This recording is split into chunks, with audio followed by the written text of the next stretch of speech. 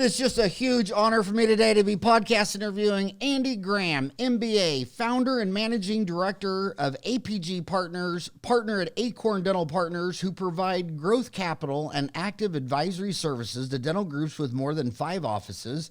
Acorn was founded by Dr. Todd Christie, I assume his brother, Tim Christie, is that his brother? That's right. And Andy Graham, who has no relation to Dr. Graham, who invented the graham cracker as an indigestion treatment. I already asked him.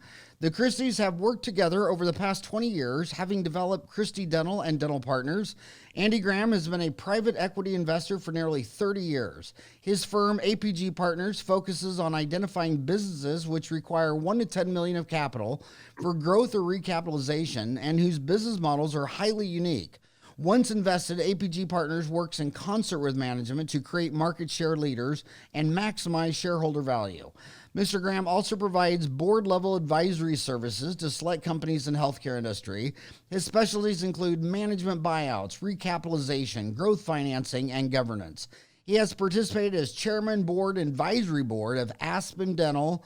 Andy Graham led the acquisition of Upstate Dental Management, subsequently renamed Aspen Dental Management, from its founder. Upstate offered dental practice management services to 10 offices located in the Northeast. The founder of Upstate Dental had created a unique business model combining practice management with in-house lab services focused on serving non-compliant patients. APG perceived the business model as unique and addressing an unmet need. By upgrading and scaling the operations, APG believed the company had the opportunity to become a dominant provider of dental practice management services. By 2006, Aspen Dental was considered one of the largest and most successful dental practice management businesses in the country. The company had developed a high-quality leadership team, a proven model for providing valuable practice management services, and a comprehensive set of unique long-term incentive programs.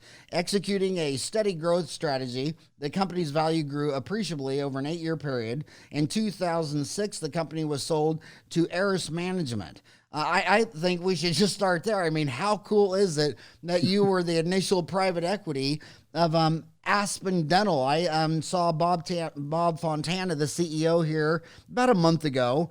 He's the president and CEO of Aspen Dental. My gosh, is that the biggest home run in dentistry you've done to date? Yeah, it'll take a while before I can do that one again. It was a real thrill.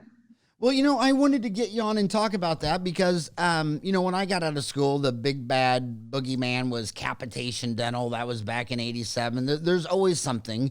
And right now, I remember when the first Aspen rolled into Wichita, Kansas, it was like one location and like 300 dentists were just like freaked out of their mind, and it was like they were invaded by aliens. But I want to start with DSOs. I mean, you're the guy who first sought out Aspen. What are your thoughts of the DSO market now as we're approaching? We're just a month away from 2020, where everyone will see clearly. How do you see DSOs clearly? I think there's a real place for DSOs, but I also think that they need to be considered and organized as they are intended.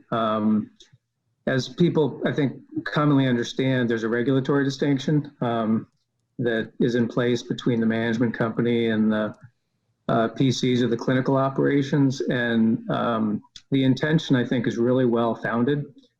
And so my belief is that management companies that serve their patients and their clinical community really well serve a really great purpose. Where I think some DSOs fall short is when they don't fulfill that promise of high quality management services. When I first got introduced to Aspen, I was brand new to the dental industry. And so this was something which I came to learn pretty quickly, but what I was initially seeing was that they had identified a very meaningful unmet patient need, and they had a unique way to deliver their service. And in particular, they had integrated lab services into their management company. So what they were able to do for a core portion of their patient base was provide them a lot more timely service by providing their lab services either same day or very timely after the patient had come in. And that integration of service really propelled their focus on that particular patient, but also gave them something to distinguish themselves in the market. Of course, we built a lot around that. There were many, many services or functions that needed to be developed to create the de novo model that Aspen's become. But at its core, I perceived that there was something really unique and distinctive that could help patients and was being unmet. And so that is a very good example, in my opinion, of how there can be a distinction between management services to provide real value and the clinical portion of these systems that are providing real quality patient care. I lost a great patient to Aspen Dental for that very reason. When I relined his denture, I had to take an impression, send it to the lab. And he said, Howard, I mean, if I just go to Aspen and it's half the price as you, they do it right there while I wait. I don't have to walk around without my teeth in and be embarrassed. I just go in there and set on my smartphone for an hour and they get all. So, and I also like about Aspen where they're focused, they go to the lower cost areas where it's Medicaid. And the dentists all over Dental Town, they tell you they don't like Medicaid.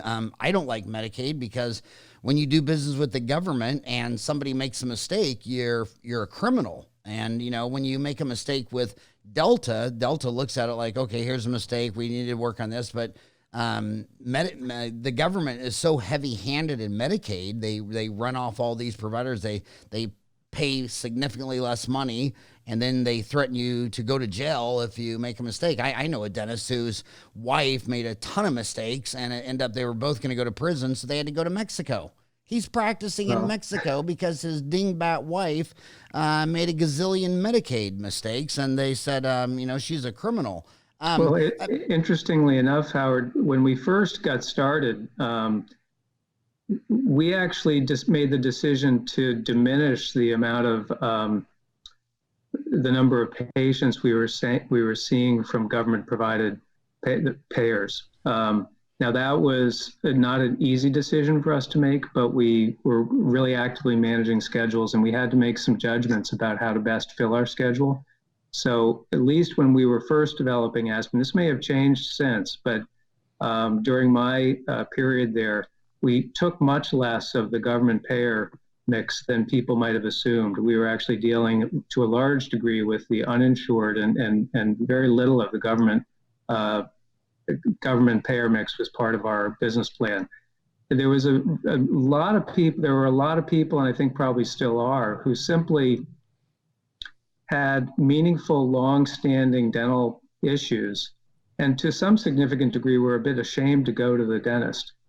And what happened over about a 9-year period while I was involved was we worked really, really hard to come up with some overall positioning where that type of patient who they could have been very gainfully employed, but they may have had some long-standing health issues. They simply weren't comfortable going to the dentist. And so we came up with a set of initiatives as well as a way to market Aspen to make it more comfortable for people to come in a clinical setting and receive the treatment that they needed.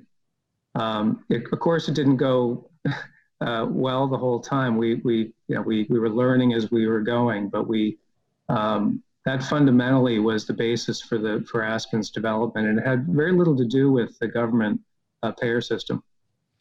So you acquired the business Aspen from founder and served as chairman and grew it from 10 million to 100 million, then sold to Ares Capital. When you acquired the business from the founder, was that Bob Fontana? No. It's an interesting story. The founder had been an individual who had owned some dental labs. And so what he had been doing was providing dentures and various prosthetics to the dental community. And he decided that he could create his own management company. He felt he could help dentists manage their practices and also effectively benefit from I'll call it the retail sale of prosthetics and not simply selling directly to the dentist. So he started his own version of a DSO, and he had gotten that up to about 7 offices. And then I heard that I didn't know this gentleman, but I heard that somebody wanted to basically sell what he had developed. And so I got on the phone, met him, understood what he was doing, and came to see that what he was doing, in my view, was unique in this integration of lab services and the type of patient that he was focused on. And so I bought the business from the founder soon after acquiring it. Who was the founder? His name was Richard Adolphi. Richard Dolphy, Dolphy? Adolphi, Adolfi. Adolfi? Yep. Huh. And he's no longer with us, as I understand it. I haven't been in touch with him for decades, but he stayed involved for a very brief period of time. The business that I bought actually had some challenges initially. So we needed to stabilize the company. And the only acquisition that Aspen made while I was involved with it was buying Bob Fontana's 3-office system. So it turns out Bob had actually worked for the original business and learned something about how the company had operated. And so this original company was called Upstate Dental. And Upstate Dental was started by Richard Adolphi. Bob had actually started his career in the dental industry with Upstate, but saw that there was a better way to do it. And so he had left and he had developed his own 3 offices. Because I wanted to improve some various aspects of Upstate, we ended up buying Bob's 3 practices. His operation that included 3 practices. And at that point, we became 10. We had started with 7. We became 10 after we bought Bob's. And Bob was very soon thereafter made the president and CEO of Aspen. So that all occurred within the first year of my ownership of Upstate. So after we had purchased Bob's 3 offices, we renamed Upstate to Aspen Dental Management. So the Aspen as we know it today, the name and the positioning all occurred after we had brought Bob in and made him the CEO. Bob's an incredible operator. There wouldn't be an Aspen as we know it today without Bob. I was very involved in actively interacting with Bob as the business developed, but fundamentally, it's all Bob. He's an incredible operator. Yeah, I was surprised. I saw Bob, say a few weeks ago. He just opened up his 3rd call center. He's got 1 in New York, 1 in Chicago, and 1 in Phoenix, and they're only for his stores. His 600, 700 locations, and I mean it's this huge building call center. And then I'm trying to explain to the dentist that, how serious these guys are, operators that handle their phones. And dentists, there's 168 hours in a week. They only answer the phone 32 hours. They never know how many incoming calls they have. They advertise, Aspen advertises a separate number for new patients versus existing patients. They prioritize that because they know an existing patient will put up with a little more inconvenience than a new patient who can just call someone else. I mean, they're just massive operators to, that is an amazing story. I see that Richard Adolphi, founding member Aspen Dental and Dental Sense, former COO of My Dental Org in Charleston, South Carolina. What an amazing... No, I'm sorry. That actually, I need to correct you on that. I think that may be his son. The original, that's his son. And he was with Upstate briefly after I acquired the business, and then he went on to do other things. But it was the father who was Richard, and then there was a son whose name is RJ, and that's probably, or goes by RJ, and that's probably who you're seeing based on your search. The father, who was the founder of Upstate Dental, I believe has passed away. Okay. Huh. Interesting. So when you're in the very beginning, you started explaining that you said that that the alluded to that the management team needs to do its job helping the dentist manage. I noticed, like on Aspen Dental, like if you pull up today, there's a news deal on Aspen that says 3 Aspen Dental practice owners, Dr. Ashley Clean of Florida, Dr. Kurt Loser, Indiana, and Dr. Nathan Oakes are now board of directors of the American Academy of Clear Aligners. But when you go to the website, it says, Ashley Keen Ramirez, lead dentist. But when it says the Aspen location, it says R. Dustin Dixon DMD Holdings PLC. So that's the local dentist corporation that Aspen sets up so they can manage it. And you were saying that the dentist needed to do, that you like the design of that because that's what's better for the patient. Yeah, I don't know that specific example, but I think let me respond the way based on what I think you're getting at there. There's clearly a group of activities that occur within the management company itself, and then of course all the dentistry is occurring on the side, on the professional corporation side. Obviously, dependent on, might have a different reference depending on the state, but during my tenure with Bob, and this was really Bob's initiative, one of the key things we were focused on is how to best align people's interests. And so in this case, clearly the doctors are critical to the success of the provision of any sort of dental care, and they're critical to the success of the DSO. And Bob really wanted to elevate the alignment between the doctors and the management company. In a traditional sense, they were not necessarily at odds, but they weren't nearly as aligned as they could be. There, as you probably know, there were any number of ways, fundamentally, people would be compensated based on their level of production. That was the most basic way to compensate your doctors. What we worked on and what Bob developed was a version of an ownership plan where doctors could end up owning their clinic, and with a fee structure that would be paid over to the management company. That got started while I was involved with Aspen and exists to this day. And so when you look at the system, I haven't looked at this myself recently, but there probably are references to clinical operations that might have a different name, might relate to the doctor's name. And that would be something that the doctor actually owns and has, as you would expect, full control over, but with the support of the management company. That was very, very novel when this was instituted. It was about 2005-ish when that was instituted, so it goes back a ways now. But I'm not sure anybody had done that prior to Aspen and Bob coming up with this concept at that time. And that gave doctors a great deal of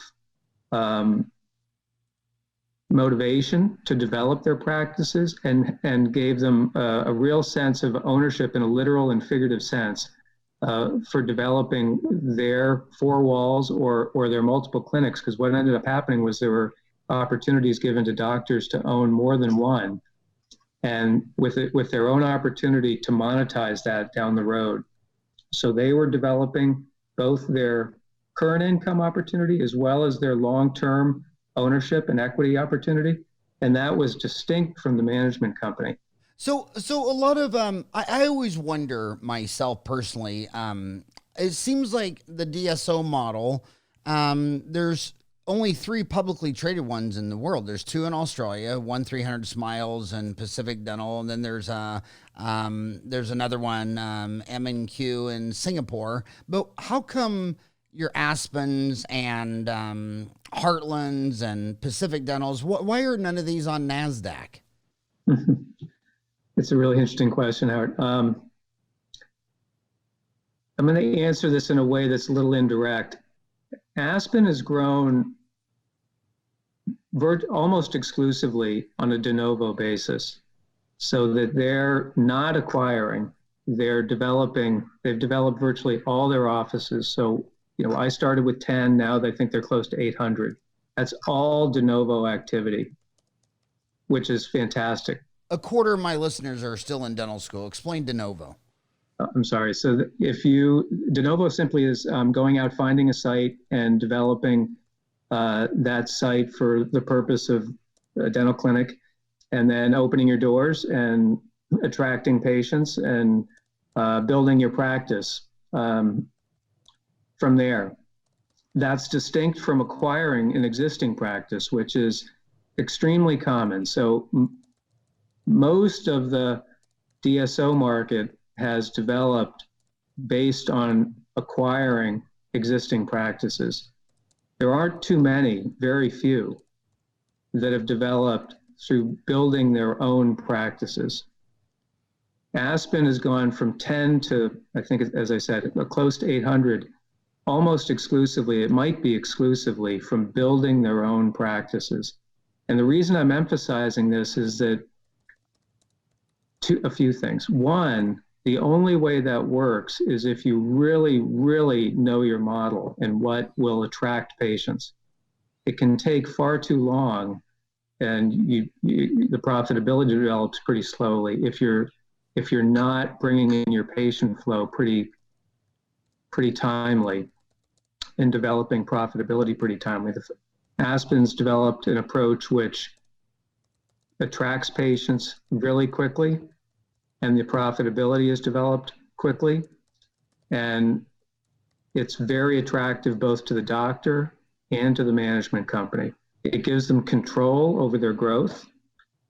They can identify where their needs are, and they can effectively plan for their future in a way that most DSOs can't.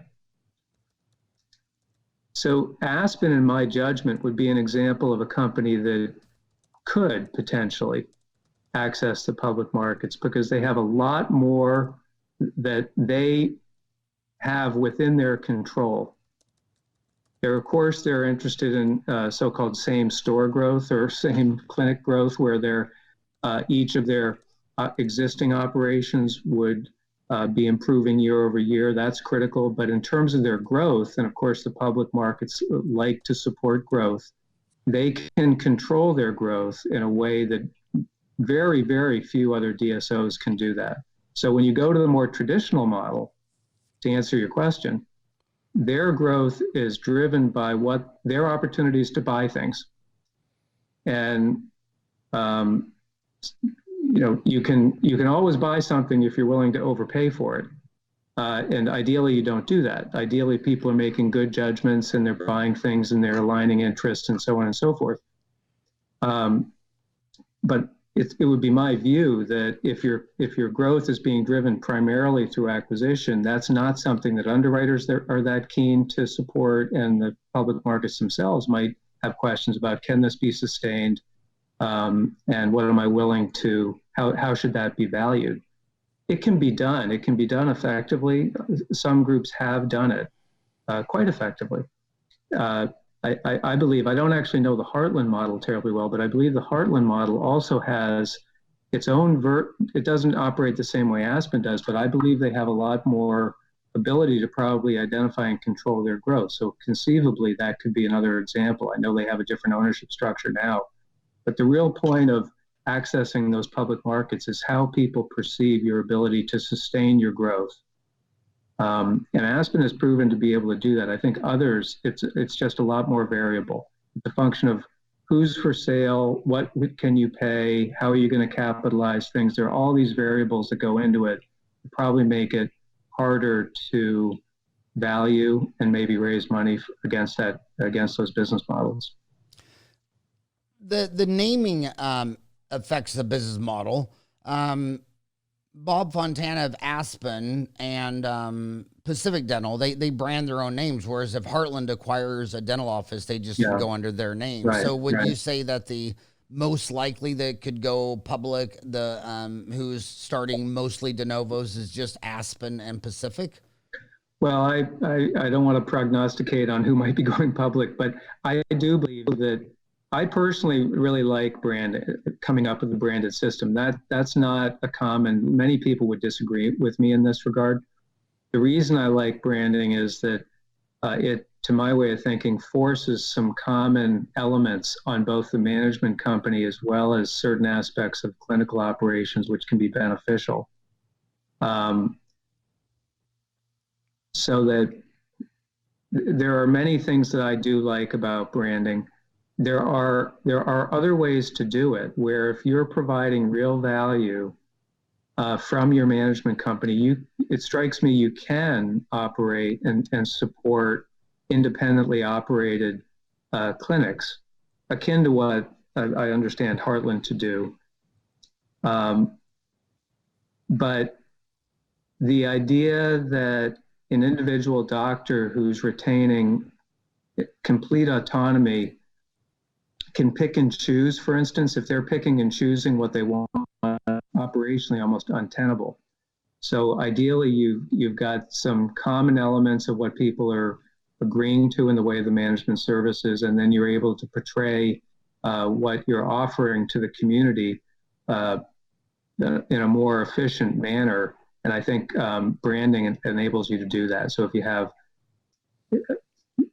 and at this point, Aspen is probably doing a little bit of both. They're probably branding and supporting their management company brand, and in the local markets, I'm sure they're allowing people to find those individual doctors that own those practices. The whole approach to marketing has changed a great deal since I was involved. So it's a lot more localized, and I'm sure there are ways that they're turning people to their local affiliated practices. So when just one last question on public markets, the Smiles Direct Club IPO was kind of let's say less than ideal. I mean, it fell substantially. Do you think that them going public and what happened there keeps people from wanting to take their DSOs public, or what was your assessment of the DSO, the IPO of Smile Well, Direct? I haven't studied the Smile Direct offering, so it's a little hard for me to comment on that. I don't actually know that business model terribly well.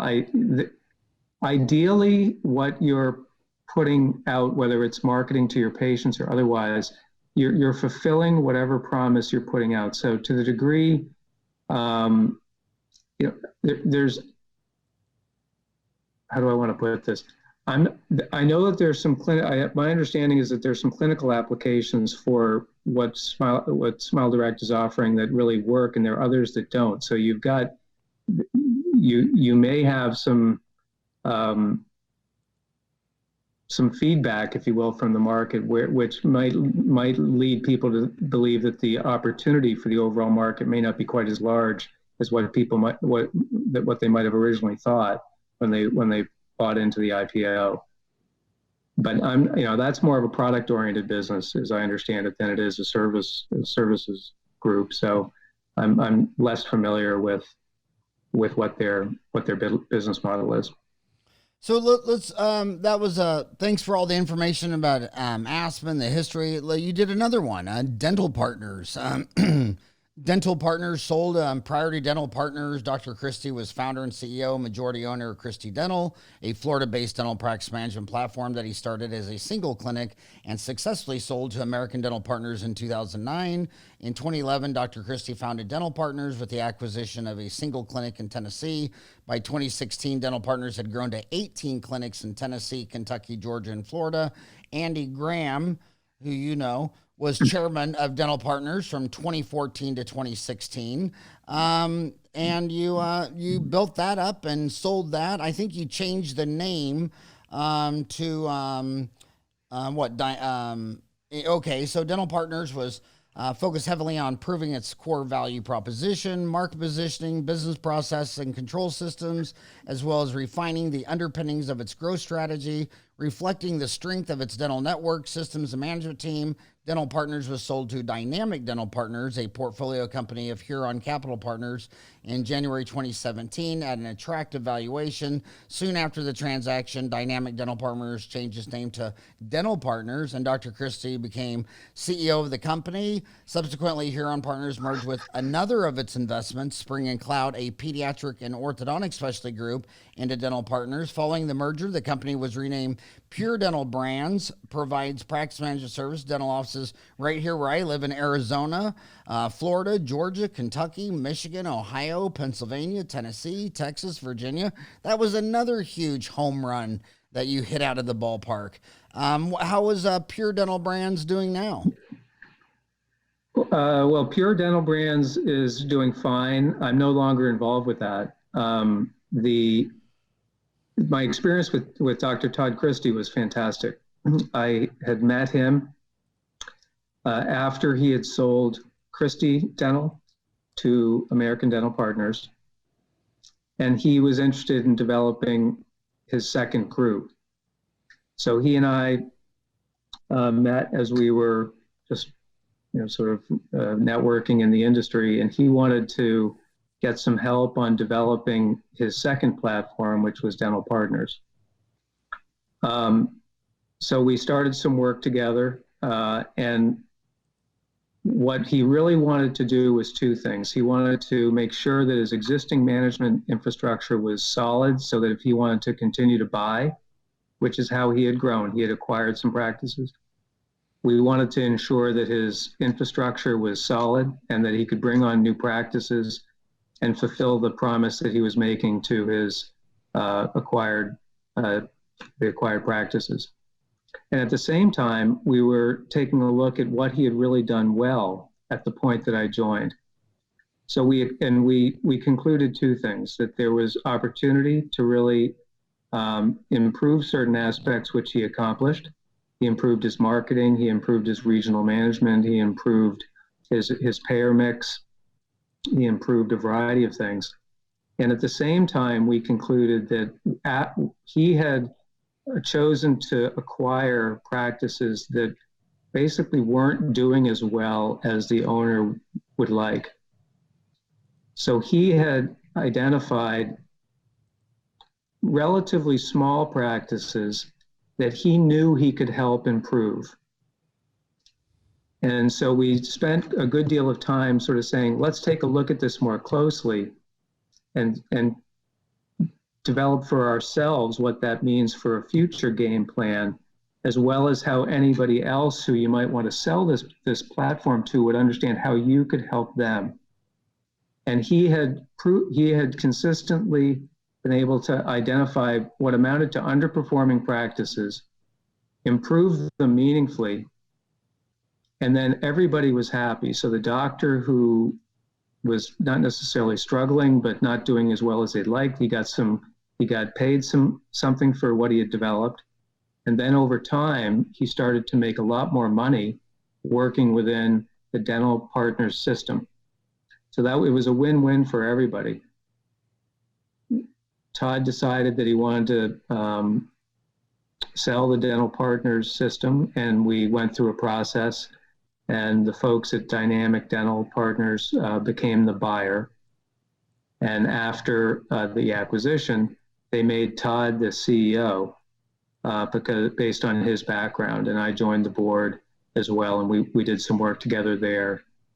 Neither of us are with that business any longer. That business was renamed Pure Dental Brands, and that was after they had merged their general dentistry practice with their orthodontic practice. They had the owners owned two different groups, and they brought them together, and that's currently being operated, but we're no longer involved. That was, and if anybody from Pure Dental in Arizona, I know there's a Dr. Daniel King out here on Scottsdale. I know there's a Scott Josephson on DMD. If you guys ever want to come into the studio and talk all things pure dental brands. That would be a very fun show. It's just amazing how many successful companies. I want to go to another one that we talked about Aspen. We talked about Dental Partners. I know you're with ME Assist right now, and another one with Monaco. But those aren't really dental related, are they? No, I'm involved with three other dental businesses currently. One is called Tenbrook Orthodontics, which is in New Jersey. Tenbrook? Tenbrook. Penbrook Orthodontics? Mm-hmm. Okay. And that's a 11 office group owned by Dr. Jim Tenbrook. And Dr. Tim Penbrook? Jim. Oh, Jim? Yep. Penbrook? Tenbrook. Tenbrook. Okay. And tell us about and what's the other one? You said you're in two other ones? Well, the other one is something called Access Health Dental. They're based in Las Vegas. That's an 8-office group in Las Vegas. And the third activity that I have that you mentioned at the beginning, which is Acorn Dental Capital. So I have I'm involved with these 3 different opportunities now, and it seems like I'm making a bit of have a focus these days in the dental industry, which I actually really enjoy. I really enjoy working with smaller groups and developing their systems. In the case of Tenbrook, it's fascinating to me. At some level, it feels a little similar to Aspen. He has a unique, he calls it the Tenbrook system. So he's got his own proprietary product that he's developed himself, that he utilizes for his orthodontia. And he's got a focus on a particular target market in his communities in South New Jersey that's been very successful. He's a very profitable system. He'd like to grow it, and so I'm going to be helping him to develop his system further. In the case of Access Health, it's a group that is an example of it's less branded than some I've been involved with. And we're working to develop that system a little bit further, both in terms of its branding or its positioning in the market. Also, it's the operational underpinnings. It's doing quite well. It just completed an acquisition of a great practice, and we're continuing to develop that system. Each one of these has its own unique challenges. It's one of the things that I really enjoy. There's no way to really adopt a cookie cutter approach. Every founder or every leader of these companies has a different view of their future and what they're trying to accomplish. What I try and do is assist that leader in accomplishing their goals, and so it can come in different. It can come in different ways, and that's part of what I enjoy. Part of why I enjoy what I do is that every project's different and every day is different. So when you want to start with Jim first, Jim Tenbrook of Tenbrook Orthodontics. Now, when you said in the beginning you step in when someone needs about $1 to $10 million, and all the services you provide. When you enter, do you have an exit strategy or a time period? We hear rules of thumb that when people get involved, they want to be out in 5 years. Is that safe to say or not really? Well, in these cases, what I'm doing is actually advising the company. I'm not an investor, so it's different. It doesn't really apply. What you were summarizing from my website doesn't apply. My time frame is basically the owner's time frame. What I try and do is whatever it takes to help them accomplish their goals. And the way I approach these things is I ask for a pretty modest monthly retainer, and then we arrange basically some upside over an agreed upon current value of the company, so that as it does well, I participate in that upside with the owner. So I'm not a direct investor in these, and the timeframes can range. In this case, in Dr. Tenbrook's case, it'll probably be, well, I don't even know. It's probably anywhere between 3 and 10 years, and that's completely up to him. You and I, what year did you graduate from high school? I graduated in 1980. From high school? Yeah. What year? 1976. You were in 76, so you're the Yeah. same as my sister Mary Kay, who's a cloistered Carmelite nun. 1980 was the worst economy I'd ever seen. I mean, we had 21% interest rates, double-digit unemployment, inflation. Then I graduated from dental school 87, just right before Black Monday. Then we had the Y2K collapse, March of 2000. Then we had Lehman's Day a decade ago. To the younger folks, does this smell like another? I've lived through 4 economic contractions. Do you smell another one in the air? I mean, we know Warren Buffett's sitting on $137 billion in cash, and does that affect your investments or your time period? Because if you were to invest a bunch of money and then the market deleveraged, your exit strategy would be put off for 5 or 10 years. It's a really good question.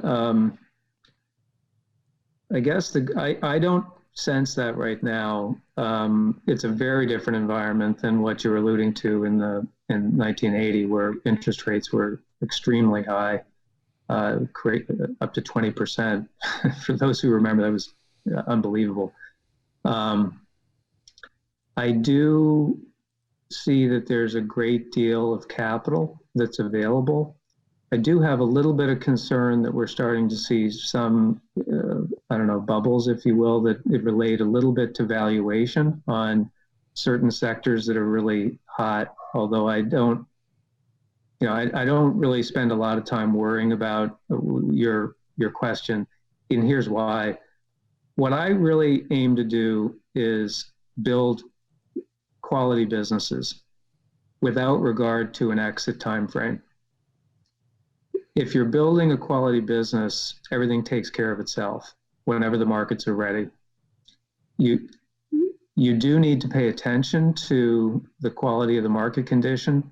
And so if you've got the opportunity, if you've got a really vibrant market, as we do right now, you need to be mindful of that. And, if you're ready, then take advantage of it. But if the business isn't ready or the owner isn't ready, you don't want to just force something into a market because the market's good. I think that if you're building a quality business, if it's not one cycle, it'll be another. There are those institutional investors out there who do have more rigid timeframes that they have to work within, but I'm not one of them.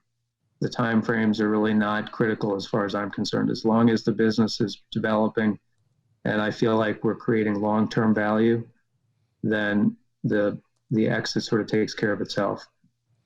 So what do you think Dr. Tenbrook's long-term plan is? I mean, he's got 11 locations. They're all in New Jersey.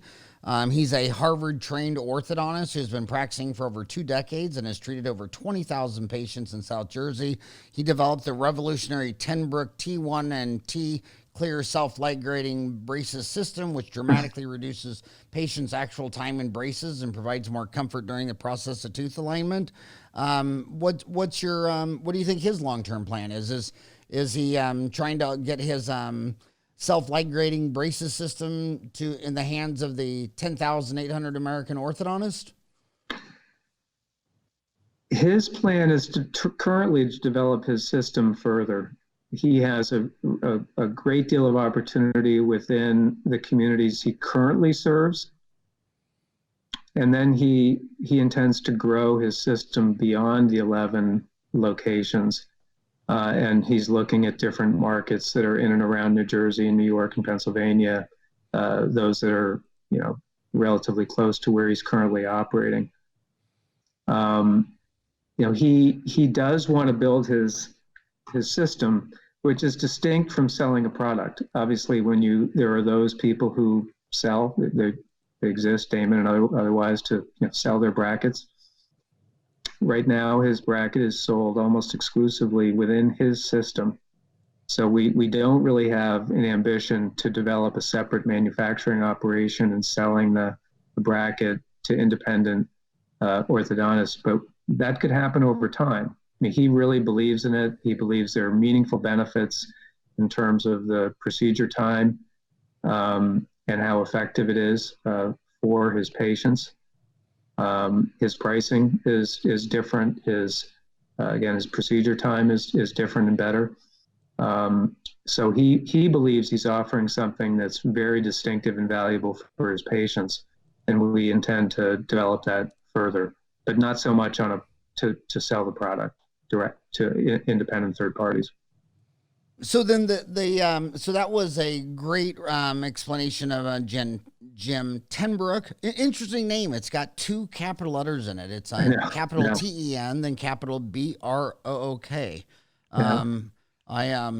I love name or origination, and it's a big deal out here. I got a friend in it, and they say basically in 1880, 90% of the world's population couldn't read and write. So when they rolled out the schools, only the little girls went to school, because if you're a boy and could build a fence or do something with cattle, dad wouldn't give you up. And they taught that little girl phonetics, and they said, "What's your last name?" And however she spelled it, that's your last name. And that's why you see last names pop up spelled 4 or 5 different ways in a big county. And the name people say, yeah, they're all related. Just the sacredness of your last name is how some 8-year-old girl spelled it a century ago. So so let's do the same with Access Health Dental. The president of that is Bill Boudier. Did I pronounce his name right? Yeah. This one's different again. This one was a system that had some, this goes back a few years now. This was developed by people who had more of a finance background, and they had helped one business get established that's in the dental benefits area in Las Vegas, and that business has been very, very successful. And through that dental benefits business, they saw that there were opportunities to buy some dental practices in the Las Vegas community, one of which was a mobile dental office. And then there were some other more traditional land-based offices. So they had gone about acquiring some. And then they were determining where to go next. And just through, professional contacts, they found me. And they wanted to get somebody who is familiar with the industry on board, just to provide some guidance to the folks who are running the Access Health system, and Bill in particular. Bill's the CEO. Bill's a great guy. He's doing a great job, but he's not, originally from the industry.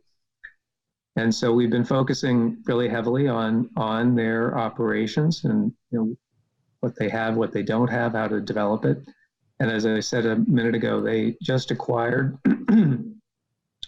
They have a dental director who's an excellent doctor. He practices with his brother, and so we've just acquired the practice of the dental director, and now we have both him and his brother a part of the system.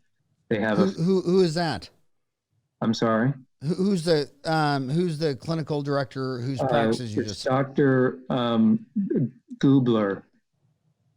Dr. Chad Gubler had been and still is the dental director. How do you spell Gubler? Gubler. Huh. And well, that's a great segue for my next question, because I think it's safe to say, when I got to school in '87, there wasn't really any DSOs to speak of, except for Orthodontic Centers of America. And, that was the only one that made it on the New York Stock Exchange. And that was an entry level business model of, again, just mergers and acquisitions of orthodontic practices that were too big. The average dental office that sells is maybe 750,000 to $1 million, and the founder of OCA realized all these $2, $3, $4 million orthodontic practices were illiquid. He got a big $100 million line of credit, rolled them all up. It was a liquidity deal, but and then it imploded because when the selling doctor sold, he had to stay for say 3 years, and as soon as he left, they replaced him with some young kid out of school, and it didn't work. And so I've always thought in my lifetime that the final business model of how a DSO would work or a chain of dental offices would work has not been invented yet. It's been invented in law firms. I know that people that go to school 8 years to become a dentist, physician, lawyer, they didn't go to school 8 years to be my employee. These are self-directed, ambitious people. But the lawyers seem to have figured out half the lawyers are practice solo and half the lawyers are in big group practices because it's an advantage in Phoenix to be in a law firm that has locations in Washington, Tokyo, London, depending on what you're doing. And you have put a lot of thought into a unique dentist incentive plan aligning the dentist with the company.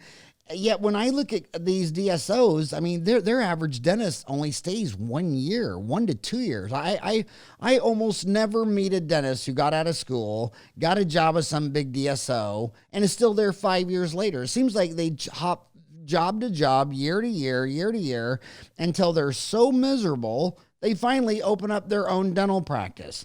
So I know you've put in 20 years of thought in aligning a dentist incentive with a larger corporation incentive. What are your thoughts on that?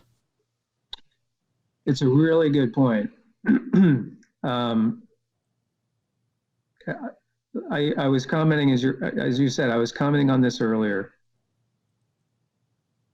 There are two things that are on my mind as it relates to this topic. The first is the phrase that I commonly use is, why do people show up? Which is as simple a question as you could ask. In the first case, it has to do with patients, but it also has to do with your doctors. Why are they with you? What are the benefits? And ownership structures, there are many ways to think about ownership. You've alluded to legal practices. They have their own version of that. Aspen's come up with their own version of that. Other firms these days, I think many, are thinking about this same topic of how can they provide long-term incentives for doctors to stay within the system. Turnover is incredibly costly. And in many cases, you're better doctors if they feel like they have alternatives. When they sometimes think of leaving, and when they do leave, it's an enormous problem. So first, people have to think carefully about how you can create long-term, meaningful incentives for the doctors. That's for number one. The second is the nature of the current income attractive? And I commonly ask people, are people better off with our system than they would be with alternatives? So would they consider themselves better off if they were on their own? Would they consider themselves better off if they went to another group? Obviously,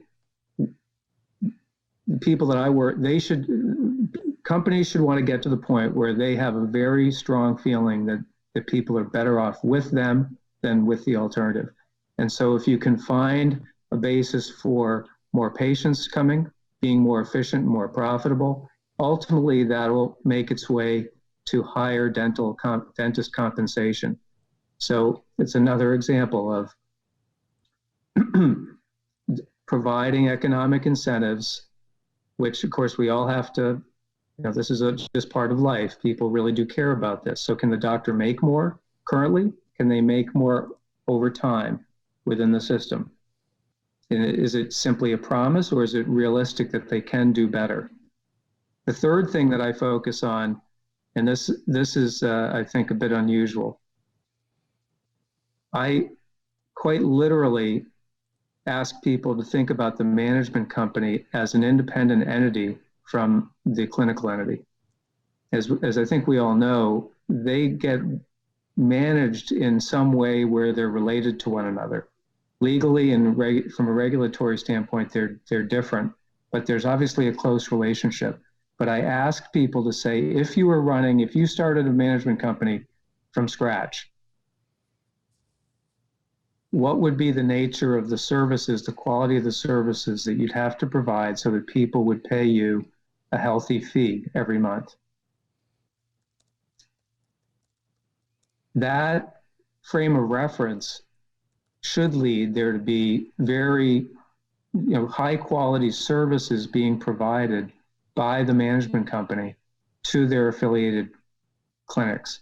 So that there again, if you can accomplish that, you're giving a reason for people to stay than to leave. Is it easier to have the management company do the billing? Is it easier to deal with payers? Is it easier to find your patients? These are all things that, if done well, the management company provides to their affiliated dentists. I think in lots of cases, it doesn't happen. And so when it doesn't happen, you find doctors who are looking around. And it doesn't surprise me too much that people would, if they're not satisfied with things that are the services that are being provided, that they'll look around. So the dental management company needs to make a compelling argument that they provide more value and make your life easier for, you said, billing, payers, marketing. Billing, that's insurance billing, payers, marketing. Go into more of what you think the value proposition should be from a DSO to provide to a dentist, where they would want to stay on the team because they just have to wear too many hats. I mean, I'm a dentist. I worked several days this month. It's hard enough to stay up on a root canal, a filling, a crown. You just have to wear so many hats. What are these hats that you think a DSO should make it easier? I think it's multifaceted. I mean, if you're running a business, you need to find your patients, you need to collect your money, you need to hire people, you need to finance yourself, you need to buy your supplies or your capital equipment, you need to run your systems, you need to find new locations, you need to deal with your landlords. As all you folks who are in the industry, you're entrepreneurs, you're running a business, but you're also providing an important health service. So you're having to wear these two hats. And clearly the basic premise is that the management companies will make the doctor's life easier. That's really a simple idea. I think sadly it doesn't happen as often as it should. And that's what I'm emphasizing, that across all aspects of the business side, that things are done, or it's made easier for the doctor and better. Now, some doctors do it really well. They may not see the value. And in a lot of cases, it's a chore. It may not be done nearly as well. And so there can be real value here. At some level, I hate to be too simplistic about it, but if a management company is able to drive more patients than a doctor might otherwise see, that has a ton of value all by itself. And so I regularly focus on what are my systems doing in the way of marketing, a very broad topic of how they're attracting their patients. Is that one of your core expertise? Uh, I wouldn't say that. No, I'm not a marketer, but I care an awful lot about it. So I emphasize it a lot. When you say marketing for to attract new patients, is that also the same as the call center? Do you see a call center as a big function of marketing moving forward? It's a really, yeah, I actually think that having that type of service can make a difference, but if you do it well. If you don't do it well, then it's like anything else, it's gonna become a problem. Um, in the old days, marketing was as basic as the four P's: product, price, promotion, and place. And so marketing is a a very it's an umbrella of a variety of things that have a bearing on what you're offering to your consumer or your patient. That 4P reference is more of a product orientation than it is a service orientation, but it can still be applicable within this industry, it strikes me. So when you're euphemistically, a call center is a place. So the first point of contact by a lot of patients is who they have on the phone. Can they reach somebody? And in a lot of cases, as I think we know, the phone isn't always picked up. So clearly, if that can be done better, that clearly is a benefit.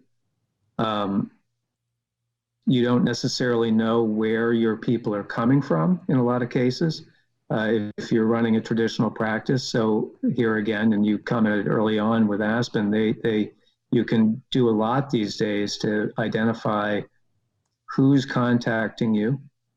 And there's a great deal that you can do. I mean, one of the basic questions is, I commonly ask people, what are we standing for? What does this system stand for? Which sounds like a lofty concept, but if it's as basic as, well, we provide dentistry or we want to grow, that's not sufficient in my judgment. It's better if you have a point of view on something. So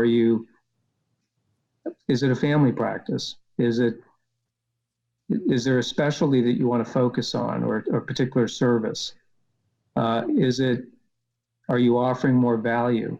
Are you more convenient? There are various ways to think about the nature of the people who you're trying to attract, and then how you identify them and bring them in. This is not easy at all, and it's not something that most doctors would have the background for or necessarily think about, in my opinion. I think more and more they may be. The world of marketing and customer engagement awareness has changed. So, but nevertheless, it's something which I think can really make a big difference. If you can do it well, it becomes a real basis for doctors to be a part of a system. They come into their clinic, and they have a vibrant, active clinic. If the management company is doing what it should do, they're busy. People love to be busy, and the doctor might not have to do quite as much as they would otherwise do. I know the young kids, when you say marketing is simplistically defined as putting the right product in the right place at the right price at the right time. The marketing mix is most commonly executed through the 4 P's of marketing: price, product, promotion, place. And they get hung up that is dentistry a product? They call it a service. How would you answer that to the kids in dental kindergarten school? Well, I would say that they're right. It's a service. It's an important service, and they're critical. The doctors are critical to the provision of that service. There's no getting around that. Go ahead. Go ahead. Well, another cliche that they always get. You always hear which two services Well, how does it work? We offer three kinds of services: good, cheap, fast. But you can only pick two. Good and cheap won't be fast. Fast and good won't be cheap. Cheap and fast won't be good. Do you buy into that, or is that a yesteryear cliche that doesn't really apply anymore? I don't know. I think I kind of do. I, I think what I feel, Howard, is have a point of view. um, that can help you with your market positioning. If if you simply want if you're trying to market yourself too broadly, you're not going to distinguish yourself. You're not going to stand out. The question becomes, why would somebody that's not, there are many alternatives ultimately.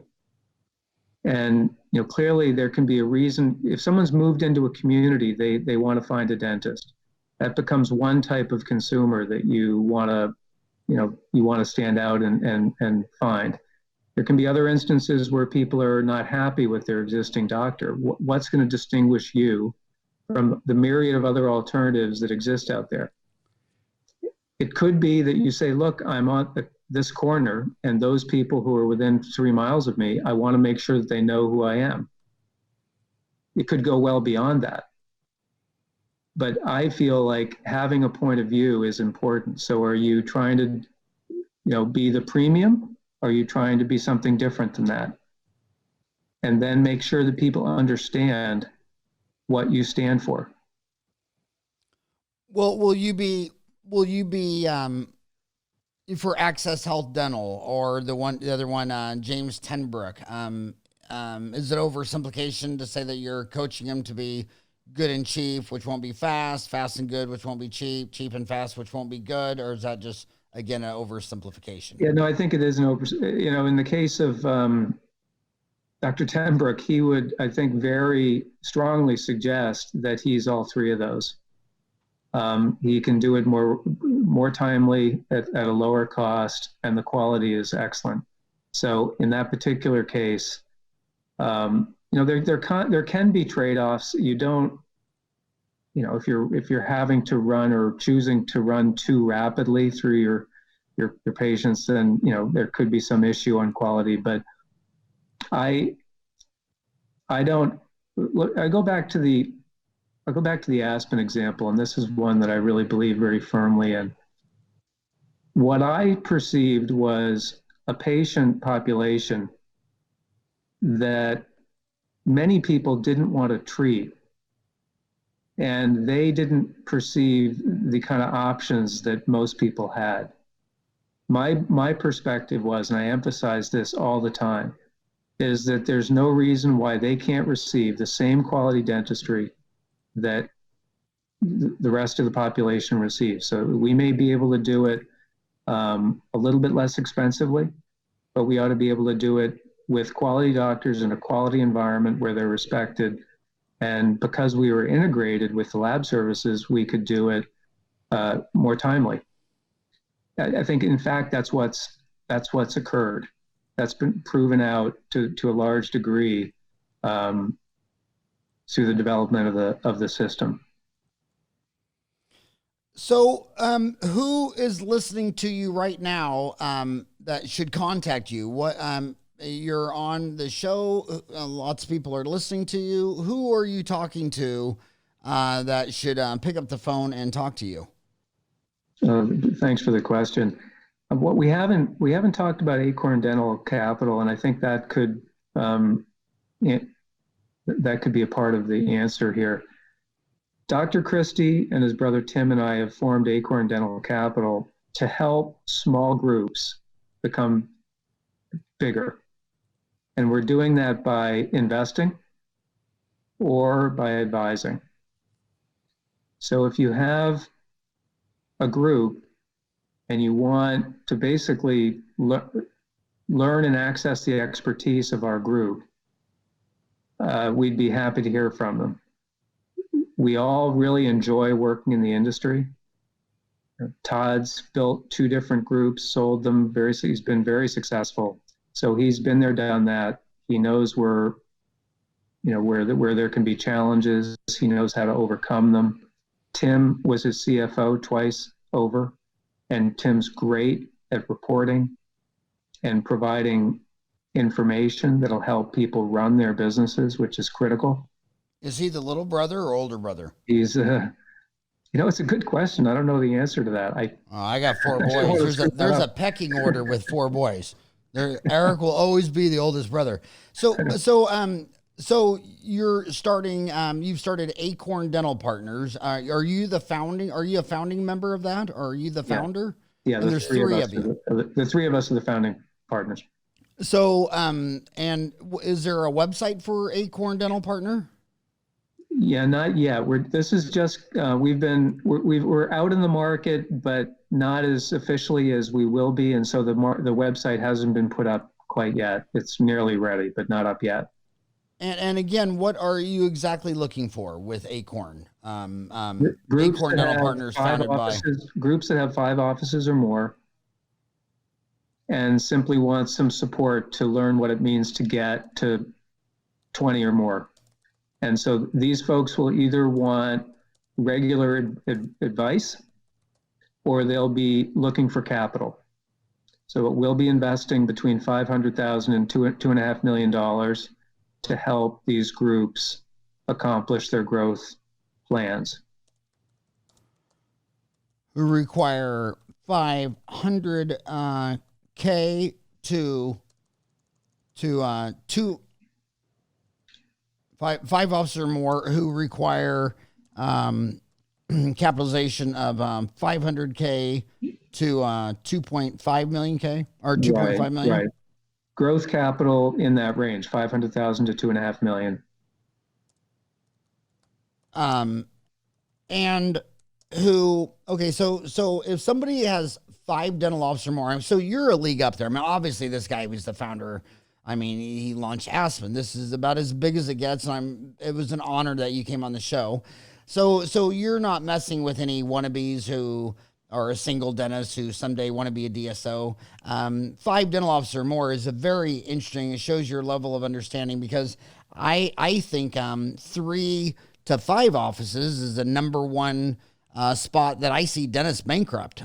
They have one office that's killer. They open up another one. They don't have the systems in place, but they're muscling it and driving around and having, their assistant and spouse go fix that. But by the time you get to 3 or 4 offices, you're so big that your systems of not handling that little barking dog in the corner, now that dog's a Tyrannosaurus Rex and takes out the whole institution. So I would say at 5 dental offices or more, you've already passed the mass extinction level event for most DSOs to get off the ground. I mean, is that why you say 5 dental offices or more? Yeah, and as you might appreciate, whether it's 4 or 6, what we do want is, here's one of the things that I find so fascinating about the industry. You got skill sets that are pretty different. You can be a really excellent dentist, but not necessarily have the background to run the business as you would like. You could be a really good business person, but not have any comprehension of what it means to really be a good dentist. The DSO market brings these things together, where you need both. And what you have with these groups as they're developing, you have to work through other people. You clearly can't do it all yourself. So if you're a fantastic dentist, in Dr. Tenbrook's case, he has 2 or 3 dentists, but he started by himself, and then he had to get himself comfortable with hiring the second orthodontist and then the third. And what's important to us is that there's some comprehension of what it's going to mean to utilize functional expertise and work through others. But you can see that, and you can have some experience with that, but it's hard. It's hard to make judgments about who and when and how. And so we're really eager to help those folks out who have a perspective of where they want to go. I mean, for myself, I'm really keen to understand, what are you trying to do here? And I'd written you something before we got on the phone together where I'm really not that keen. If someone says, well, I want to buy businesses, I want to consolidate the industry, and then I want to sell this, that falls flat for me. That isn't a good reason to develop a DSO in my judgment. The DSO could be a high quality business in its own right and provide real value to the clinical community. And there should be real value to the doctors, real value to everybody. But that's real work. And we want those groups that have identified that sort of gotten through that initial phase and have some level of comfort that they had to hire a few people for functional roles, give them responsibility, manage a few doctors who don't necessarily own part of the practice, or maybe a little bit or none. And so this whole distributed set of responsibilities is something that we want to see some evidence of, and then we're going to help people grow from there. And how do they contact you? They could contact my email or me by cell phone. Probably email would be best. And I'm not sure if that's going to be up on the site or not. And I wish I had the Acorn information in front of me, but I don't. So my email, do you have that? Yes. Pardon me? Yes. Okay, so that would be the easiest way for now. Do you want to give it out over on the podcast, or not really? Or yep. No, it's agram@apgpartner.com.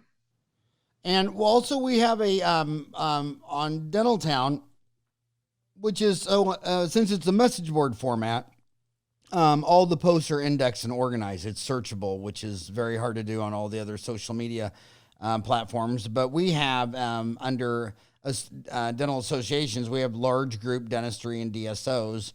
I wish you would make a post under the large group dentistry DSOs. Then when this podcast is pushed out next week, I can post it there, and then that'd be a good place for them to contact you too. Because I know a lot of people, their dream is to do this someday. They want to be a DSO major player. You're probably familiar with the Dental Entrepreneur Organization, DEO. They just had a conference not too long ago.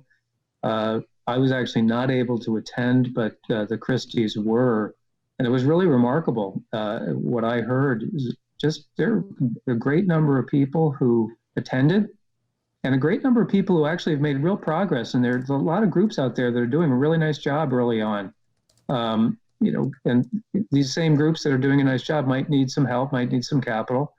We were quite encouraged to see it's clearly become, there's more interest in this topic than there ever used to be. And we want to help those groups that really have an ambition and a real perspective of where they want to take their business. And we'd love to hear from them. All right. Well, it was an honor that you came on the show. I hope you can, for follow-ups, I'd love to have James Tenbrook come on the show. I'd love to have Bill Butier of President Access Health Dental, or his clinical directors. You said Chad Gubler, could be his brother Sean Gubler, and I think their dad was a dentist too, wasn't it? Michael. They have a real family of dentists. So I'd love to have the Gubler brothers come on and talk about it. And again, it was just an honor and a privilege for you to come on the show and share so much of your expertise. Thank you for coming on the show today. Thank you, Howard.